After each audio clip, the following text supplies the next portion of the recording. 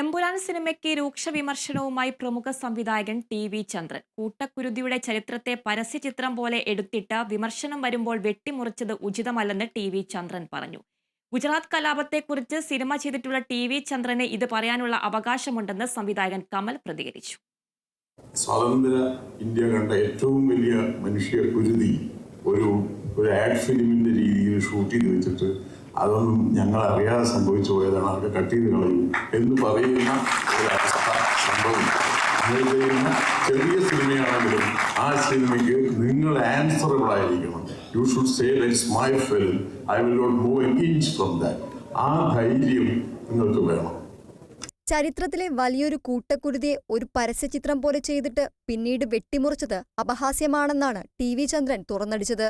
എല്ലാ സംവിധായകരും സ്വന്തം ചിത്രങ്ങളെ സംബന്ധിച്ച് ഉയരുന്ന ചോദ്യങ്ങൾക്ക് ഉത്തരം പറയാൻ കഴിയുന്ന തരത്തിലുള്ള ഉത്തരവാദിത്തം കാണിക്കണമെന്നും ടി.വി. ചന്ദ്രൻ പറഞ്ഞു. കൊച്ചിയിൽ പ്രഥമ LK ഇന്റർനാഷണൽ ഷോർട്ട് ഫിലിം ഫെസ്റ്റിവലിൽ സംസാരിക്കുകയായിരുന്നു ടി.വി. ചന്ദ്രൻ.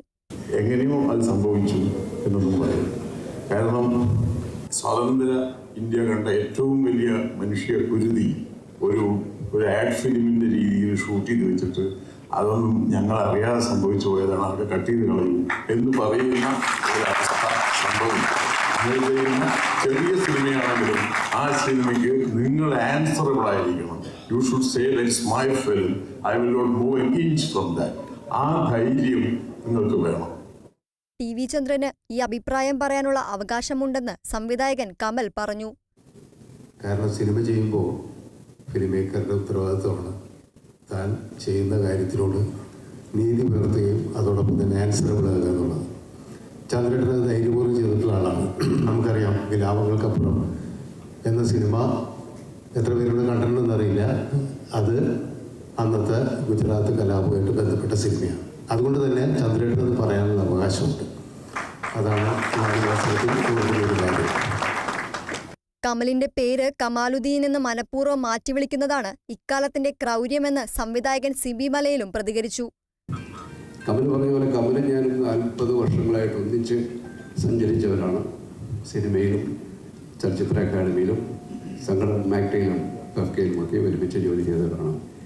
പക്ഷേ നേരത്തെ നമ്മുടെ അവതാരിക സൂചിപ്പിച്ചതുപോലെ കമലിൻ്റെ പേര് കമാലുദ്ദീൻ ആണെന്ന് അറിയപ്പെടേണ്ട ഒരു ഗതികെട്ട കാലത്താണ് നമ്മൾ ജീവിക്കുന്നത്. ഞങ്ങളാരും എനിക്ക് അടുത്ത കാലത്താണ് കമലിൻ്റെ പേര് കമാലുദ്ദീൻ ആണെന്നൊക്കെ തിരിച്ചറിഞ്ഞത്. അത് നമ്മളെ ഓർമ്മപ്പെടുത്തിയ ഒരു കെട്ട കാലമാണത്. Kerala vision news, Kochi.